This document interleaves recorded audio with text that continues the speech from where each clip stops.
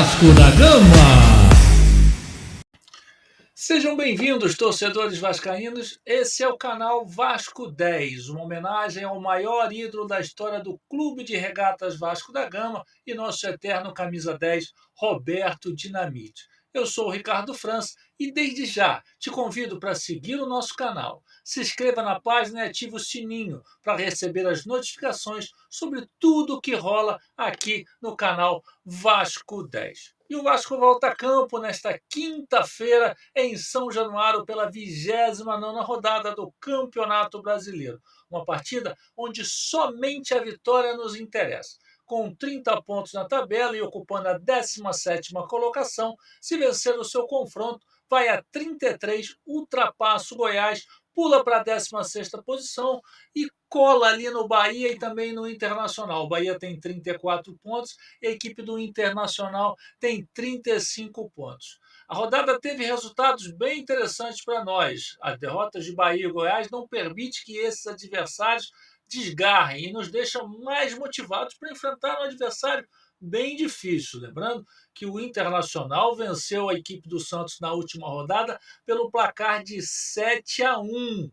Eduardo Cudê deve repetir a mesma equipe que enfrentou o Santos. O Bustos estava machucado, tomou uma pancada no treino, mas já treinou normalmente com a equipe e não deve ser problema para enfrentar o Vasco da Gama. Do nosso lado, o Ramon Dias também deve repetir a equipe que enfrentou o Flamengo no último final de semana, com Paulo Henrique de titular na lateral direita e Payet como o meia de articulação dessa equipe do Vasco da Gama. Vasco da Gama que fez uma boa partida diante da equipe do Flamengo, boa movimentação, mas faltou um pouco mais de objetividade. Eu sinto muita falta das conclusões, principalmente de fora da área da equipe do Vasco da Gama. O Payet teve algumas oportunidades de chutar e não o fez. O Vasco precisa acreditar um pouco mais, precisa arriscar.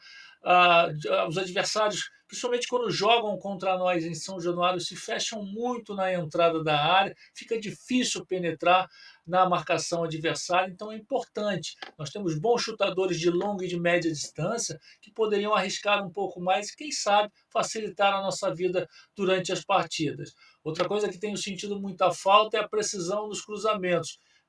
Tanto pelo lado direito com o Paulo Henrique, quanto pelo lado esquerdo com o Lucas Piton, nos últimos jogos não vem tendo um bom aproveitamento nos cruzamentos. Com isso, o Verratti, que tem o forte no seu jogo aéreo, acaba não tendo um bom desempenho. Tem saído muito da área, se movimentado um pouco mais para vir buscar jogo no meio-campo, já que lá dentro fica muito marcado. Isso acaba dificultando um pouco a vida do nosso centroavante. Acho que tanto pelo lado esquerdo com o Piton quanto o Paulo Henrique precisam ser mais agressivos, levar essa bola mais no fundo e caprichar um pouco mais no cruzamento, coisa que vinha acontecendo, mas que nas últimas partidas, infelizmente, a equipe do Vasco não vem conseguindo fazer. Lembrando a você que esse jogo começa às 19 horas em São Januário e nós vamos estar transmitindo. Eu vou estar na narração dessa partida e o Nuno Júnior vai estar nos comentários. Vamos estar pelo canal Vascaíno Sonhador, aqui pelo canal Vasco 10 e também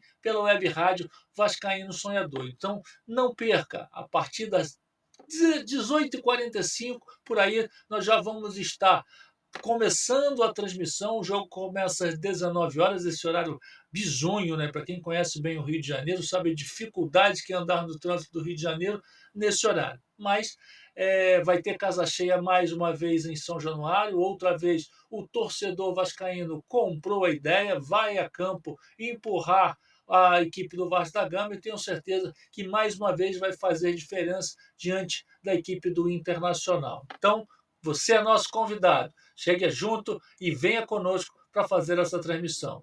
Abraços, Ricardo França, para o canal Vasco 10.